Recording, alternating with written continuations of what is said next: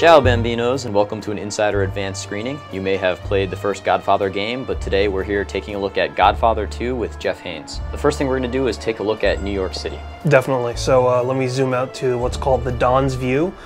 This is one of those things that lets you basically take a look at everything that's going on within your territory. There's going to be 3 separate cities, but right now we're just going to take a look at New York really quickly. What you can see right here is pretty much the overall Don's view from a very high up top-down view. But what's cool is that you can actually zoom really close in and get a 3D view of, you know, the different buildings and establishments that are populating the Godfather 2 world that you can go to, take over, and eventually control. Okay, so we've just landed at the airport right now. Just give me a little bit of an idea of how closely this is resembling the movie storyline. You know, what to expect if you know the movies really well. This is actually kind of a mix of Godfather 2 and elements of the first Godfather game. So basically what's happened a little bit before this point that we're at in the game is it takes place 6 weeks after the Cuban Revolution from the movie. Aldo Trapani, who was the hero of the first Godfather game, has actually been killed, and he was the leader of your family. And you, as Dominic, this new character in Godfather 2, are essentially elevated up to the Don's role in your family in this sequel, and you're going to start taking over and running things for Michael in New York as the head of a new separate family. Okay. So what we're looking at right now, just driving around the city, the sun's coming up slowly here.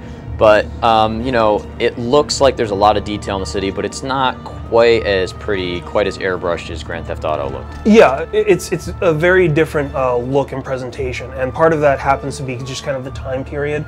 You're kind of getting more of a sense of like the brownstones, a lot more of the neighborhood feel, kind of the elements that kind of makes up a certain portion of New York, not the full-on overall thing where you've got like, you know, Times Square or anything else. You still get the sense of like some of the taller buildings, the elevated trains. Whereas Liberty City felt like, you know, the centerpiece was definitely the downtown financial district. This sort of feels like you're walking around Brooklyn. Yeah, exactly. The Godfather's New York is a lot more confined. It's really a very, very tightly contained streamlined area. Environment, so to go along with the story. Yes.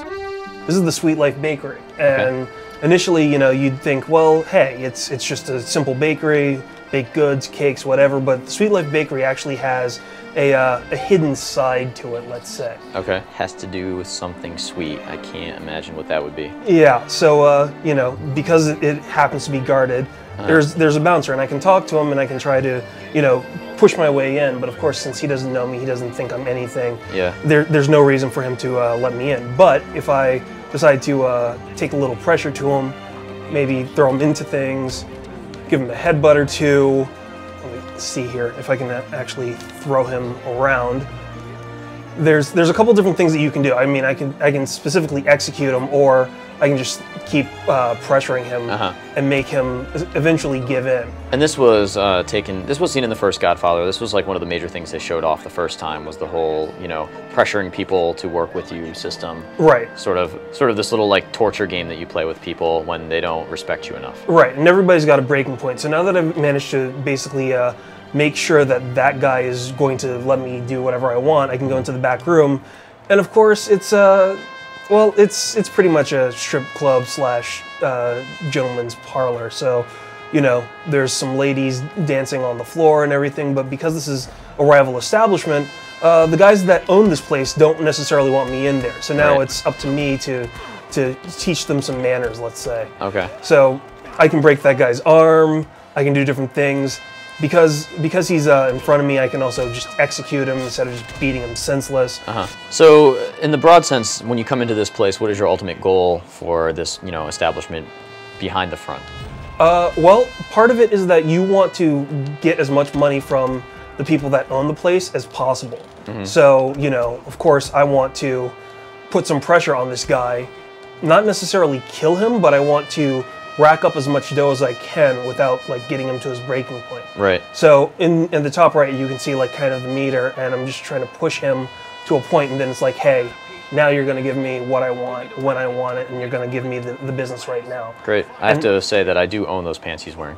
Excellent.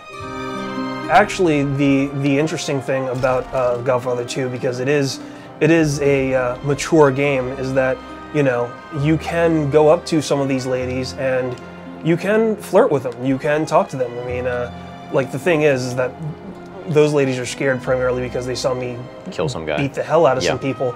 But you know, you can walk over to some of these other ladies and, you know, flirt with them and have a conversation, try and sweet talk them, talk dirty to them, do whatever. And it's just one of those things that adds a little extra color. And depending upon what you choose, they'll respond to you favorably or unfavorably. It doesn't necessarily mean that you'll have any specific interaction with them, but it does add to kind of the flavor of the game, if you will. Yeah, well, I mean, we didn't really see nudity in even Grand Theft Auto. They shied away from it, so it's kind of surprising every time you see it in a mainstream game. That woman's dress at the top of the steps did not fit at all. No, not at all. But apparently, you know, she responded to me talking dirty to her, so he might have a date later on that night. You can never tell. Interesting. So there we just got a quick look at some of the racketeering elements that happened in Godfather 2, along with a quick overview of the city. Thanks, Jeff. Sure.